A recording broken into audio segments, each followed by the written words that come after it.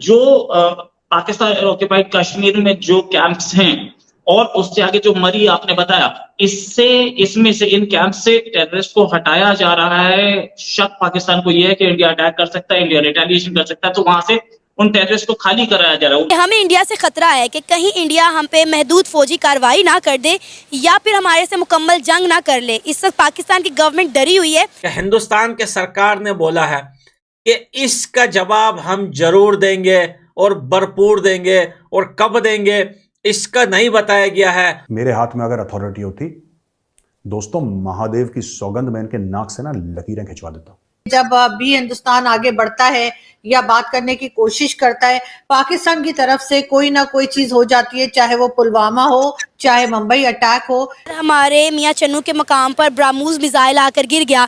काफ़ी देर तक हमारी जो एजेंसीज थी हमारी ये आइडेंटिफाई नहीं कर सकी कि ब्राह्मोस मिसाइल कब आया और कैसे आगे गिर गया। अभी कल ये खबर आई कि बिलावल साहब जा रहे हैं, आज हमें सुबह उठे तो खबर आई कि पूंछ में जो अटैक हुआ इंडियन आर्मी के ऊपर और उनके जो सोल्जर्स हैं उनकी जानें गई, शहीद हुए। इस वक्त हमारी कोशिश यही है कि जिस तरह भी हो सके G20 एक दफा इसका सेशन गुजर जाए, उसके बाद मोदी जी बैठे हैं, मोदी जी कभी बता के थोड़ी थप्पड़ मारते हैं। पाकिस्तान दुनिया को यह बताना चाहता है कि आप G20 समिट हो रहा है JNK में, आप वहां पे मत आइए, ये जगह सेफ नहीं है, यहाँ पे आतंकवादी गतिविधियां होती हैं। मुझे नहीं लगता कि बिलावल साहब जाएंगे भी। तो ये जो आज वाकया पेश आया, अफसोसनाक, बहुत बहुत अफसोस हुआ मुझे इस वाकये का। इसकी वजह से हमारे रिलेशन बेहतर शायद अभी इन दिनों में नहीं हो पाए। अभी कल ये खबर आई कि बिलावल साहब जा रहे हैं, आज हमें सुबह उठे तो खबर आई कि पूंछ में जो अटैक हुआ इंडियन आर्मी के ऊपर और उनके जो सोल्जर्स हैं उनकी जानें गई, शहीद हुए। तो अब देखें, वो भी हमें ये चीज देखने की जरूरत है। इसमें बहुत से लोग ये कह रहे हैं जी पाकिस्तान इन्वॉल्व होगा, पाकिस्तान की एजेंसीज इन्वॉल्व होंगी, लेकिन थोड़ा सा मेरे ख्याल से हमें यह भी देखने की जरूरत है कि क्या इसी टाइम पे ही पाकिस्तान की एजेंसी ने यह करना था। एक थोड़ा सा देखने की जरूरत, ये कहीं ना कहीं मैम इंटरनेशनल पावर्स भी नहीं चाहती कि इंडिया पाकिस्तान के रिलेशन बेहतर हो। उन्होंने देखा बिलावल साहब जा रहे हैं, बिलावल साहब ने या पाकिस्तान की गवर्नमेंट ने अनाउंस किया कि भाई हम जा रहे हैं बातचीत के लिए, और साथ ही ये इशू आया। अब आपको लगता है कि अगर वो चले भी जाएंगे तो ऐसा फायदा होगा? मुझे नहीं ऐसा लगता। अगर मेरी ऑब्जर्वेशन के मुताबिक मुझे नहीं लगता कि बिलावल साहब जाएंगे भी। तो ये जो आज वाकया पेश आया, अफसोसनाक, बहुत बहुत अफसोस हुआ मुझे इस वाकये का। इसकी वजह से हमारे रिलेशन बेहतर शायद अभी इन दिनों में नहीं हो पाएंगे। देखिए, इस किस्म के हादसे जो है उसकी वजह से रुकना नहीं चाहिए। बहरहाल मेरा ख्याल है बिलावल भुट्टो जरदारी को जाना चाहिए और अफसोस भी करना चाहिए, और उस स्टेटमेंट पे भी अफसोस करना चाहिए जो उन्होंने इंडियन प्राइम मिनिस्टर के बारे में दिया था और जिसपे पाकिस्तान ने भी काफी नापसंदीदगी का इजहार किया था। लेकिन जो आम पब्लिक है, आपके ख्याल से वो चाहती है कि टर्म्स बेहतर हो, लेकिन ट्रेड जो है वो तो हमने खुद ही बंद की थी, वो तो भारत ने बंद नहीं की है। तो ट्रेड बंद करके हमने अपने ही नुकसान किया है। आपके ख्याल से कुछ बेहतरी किस तरह से आ सकती है? क्या ये जो हम लोग बात करते हैं, आप बात करते हैं अपने यूट्यूब चैनल पे और दूसरे लोग बात करते हैं, उनको तो कहा जाता है तो गद्दार हैं, ये तो इंडिया की तारीफ कर रहे हैं। तो मुझे ये बताएं, इंडिया में अगर सब कुछ ठीक चल रहा है तो हम बुराई कैसे करें? बुराई कैसे करें? आपने बोला पब्लिक क्या चाहती है। मैं पाकिस्तान की पब्लिक से शायद जितने ज्यादा इंटरव्यूज मैं कर चुका हूं इंडिया पाकिस्तान को लेकर, शायद उतने उस तरीके से और उतने ऑथेंटिक वे में शायद कोई नहीं कर पाया। मैं कश्मीर गया, मैं सिंध गया, मैंने लाहौर में विजिट किया, पंजाब के मुख्तलिफ एरियाज में, गुजरांवाला में, वजीराबाद में, गुजरात में, पता नहीं कौन कौन से सिटीज में मैं गया। वहां पे मैं कहता हूं 99% लोग ये चाहते हैं कि इंडिया के साथ रिलेशन बेहतर हो। 10% वो लोग हैं, 99% चाहते हैं रिलेशन बेहतर हो, लेकिन 10% वो उन्हें ये आता है कि शायद कश्मीर पे बहुत जुल्म कर रहे हैं इंडिया वाले। लेकिन जब उन्हें समझाया जाता है, जब उन्हें ऑथेंटिक चीज बताई जाती है, तो वो भी यही कहते हैं कि भाई रिलेशन बेहतर होने चाहिए। अभी आपने ये कहा कि भाई पाकिस्तान की पब्लिक की क्या ओपिनियन है। अब मैं ये समझता हूं कि पाकिस्तान की पब्लिक की ओपिनियन तो यही है रिलेशन बेहतर हो, लेकिन पाकिस्तान की पब्लिक की जो ओपिनियन है वो मैटर करती नहीं।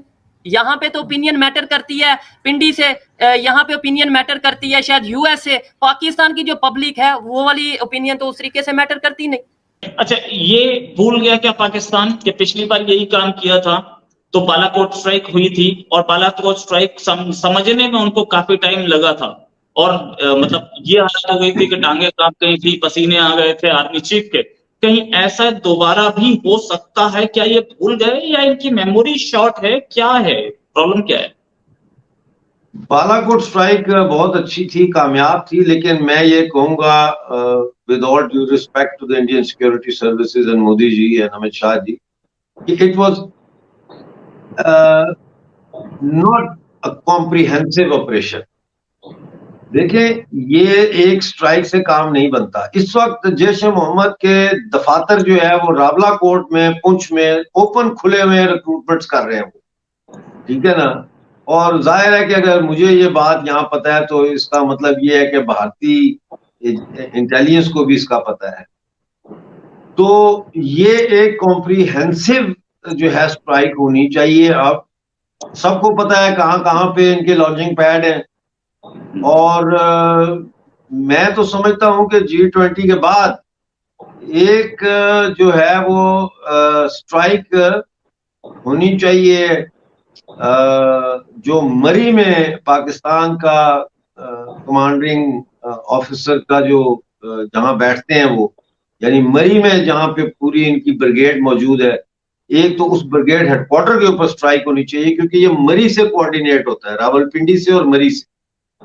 अगर आप GHQ पे फौरी तौर पर अटैक कर दें या कोई मिसाइल फेंक दें वहां, तो वो इस वक्त जो है वो जरूरत से ज्यादा रिएक्ट करने वाली बात होगी। लेकिन मरी में जो इनका हेडक्वार्टर है वहां पे जो है हम अटैक कर सकते हैं।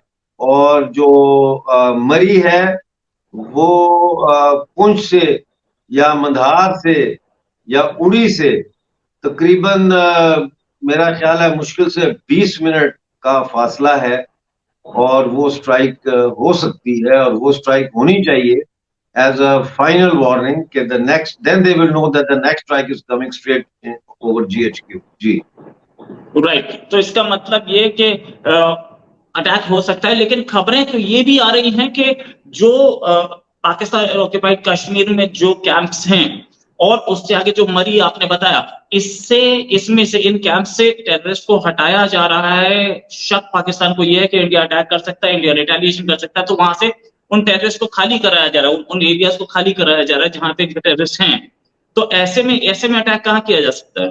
जो उनके जो फॉरवर्ड लॉन्च पैड्स हैं वो क्लियर किए जा रहे हैं, उधर से आतंकवादियों को हटाया जा रहा है। इसमें दो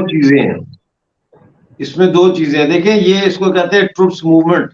तो दहशतगर्द भी तो ट्रूप्स ही है ना एक किस्म के, तो वो ट्रूप मूवमेंट होती रहती है, एक जगह से हट के दूसरी जगह चले गए, आगे आगे पीछे आगे, लेफ्ट को चले गए, राइट को चले गए। तो इसका मतलब ये नहीं है कि वो ट्रूप्स वहां पे या दहशतगर्द जो है वहां मौजूद नहीं है, अपनी जगह उन्होंने तब्दील कर ली है। वो तो फाइंड आउट करना कोई इतना बड़ा मसला नहीं है। मैं समझता हूं कि इस वक्त POJK के अंदर जो लोग मौजूद हैं उनको ऑर्गेनाइज करना चाहिए, और POJK के अंदर से जो है वो इन आतंकवादियों के खिलाफ जो है वो एक